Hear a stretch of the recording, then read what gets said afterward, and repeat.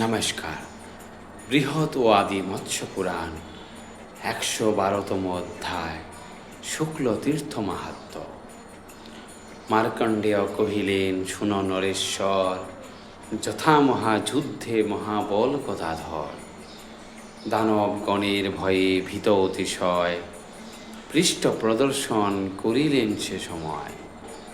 আর যথা হুঙ্কার করিয়া দেবগণ মহাবলী দৈত্যগণে করেন নিধন।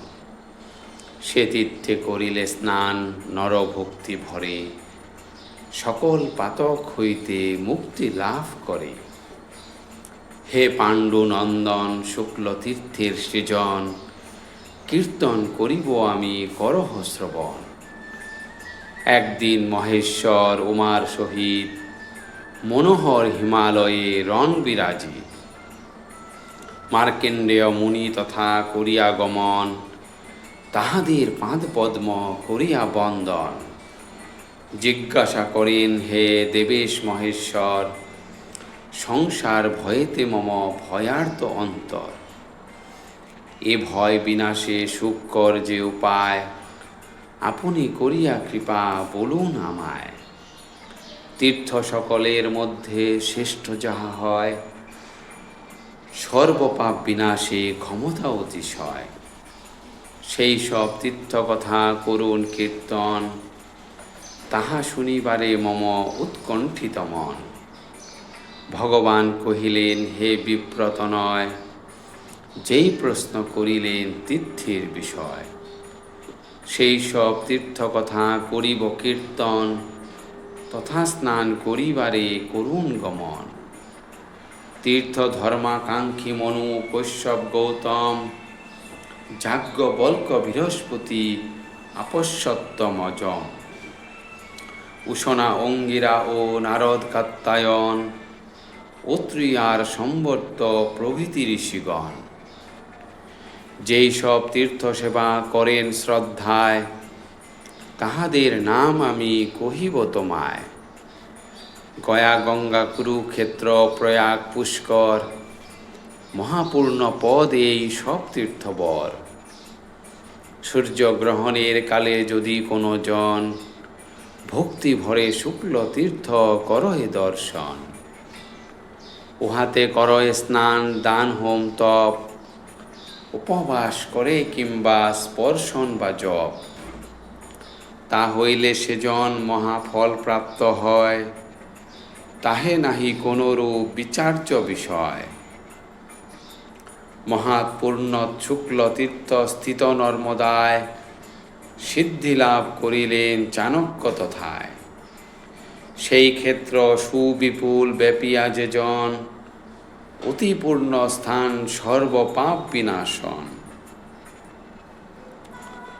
বৃক্ষাগ্রেও অবস্থান করি যেই জন, যদি ওই তীর্থপরে করহে দর্শন। তাহাতেও ব্রহ্মহত্যা পাতক তাহার, অবশ্যই অনায়াসে হইবে ছারখার।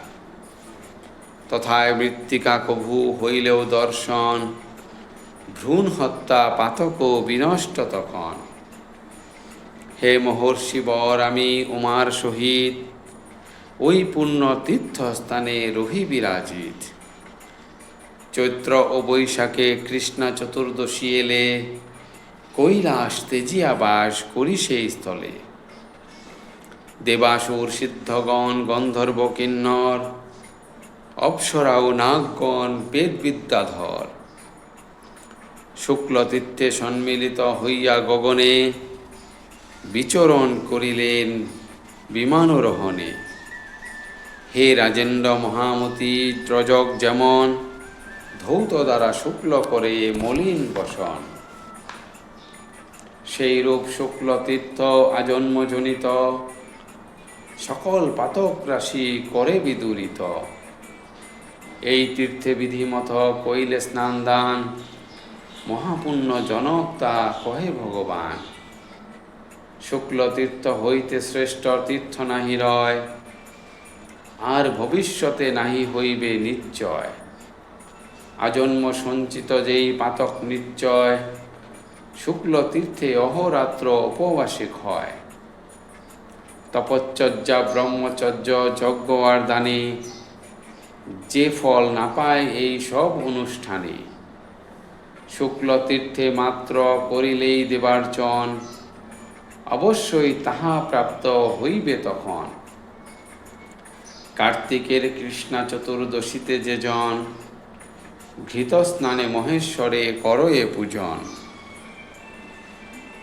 সেই জন একবিংশ কুলের সহিত, কদাচ ঐশ্বর পদে নহেন চলিত। ঋষি সিদ্ধ নিষেবিত এই তীর্থবর, স্নানদানে পুনর্জন্ম নাশ করে নর।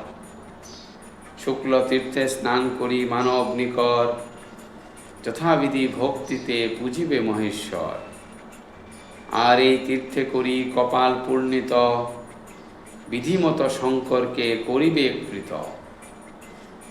অর্ধনারীশ্বর দেবে পটে লিখাইয়া, নানা বাদ্যে আরো দিবে ভক্তি করিয়া। পরে নিত্য গীতবাদ্য করিয়া বাদন, সেই দেবে ভক্তিতে করিবে জাগরণ। প্রাতঃকালে সমাধা করিয়া স্নানার্চন, শিব ভক্ত আচার্যকে করাবে ভোজন। এ বিষয়ে কৃপণতা না হয় উচিত, অবশ্য জানিবে ইহা শাস্ত্রের বিহিত। ধীরে ধীরে প্রদক্ষিণ করিয়া তখন, দেবদেব সন্নিধানে করিবে গমন। এইরূপ যেই জন করিবে সাধন, যেই পুণ্য ফল তার করুণ শ্রবণ। মহেশ্বর তুল্য হইয়া সেই মহামতি, কল্পকাল করিবে স্বর্গেতে বসতি। স্বর্গলোকে করিবেন যখন গমন, সঙ্গীত নিপুণা যত দিব্য নারীগণ। দিব্যযানে বসাইয়া শোনায় সঙ্গীত, চামর ব্যজনে স্বর্গে হয় উপস্থিত। যেই নারী শুক্ল তীর্থে করে স্বর্ণদান, ঘৃতের দ্বারাই করে শঙ্করকে স্নান। আর কুমারকে করে অর্চনা সাদরে, সেই পূর্ণ শ্রবণ করুন অতপরে। চতুর্দশ ইন্দ্রপাতে যাবৎ সময়, শিবলোকে সেই নারী আনন্দ লাভ হয়। চতুর্দশী পূর্ণিমা ও সংক্রান্তি দিবসে, যেই জন বিধিমত রহি উপবাসে। ইন্দ্রিয় দমন করি সে তীর্থে থাকিয়া, যথাশক্তি করে দান ভক্তি করিয়া। হরিহর তার প্রতি সদা তুষ্ট রয়, এই রূপে সর্বকর্ম তথায় অক্ষয়। তথা বিপ্রকুমারের বিবাহ কার্যেতে, যেবা সহায়তা করে ফুল্ল অন্তরেতে। সেই জন শিবলোকে সদা পূজ্য হন, সহস্র বৎসর কাল করিবে যাপন। শুক্ল তীর্থ মাহাত্ম গাহিছে ভক্তদাস, শ্রবণে পাতক নাশ অন্তে স্বর্গে বাস। বৃহৎ ও আদি মৎস্য পুরাণে 112তম অধ্যায়ে শুক্ল তীর্থ মাহাত্ম কথন সমাপ্ত। ধন্যবাদ।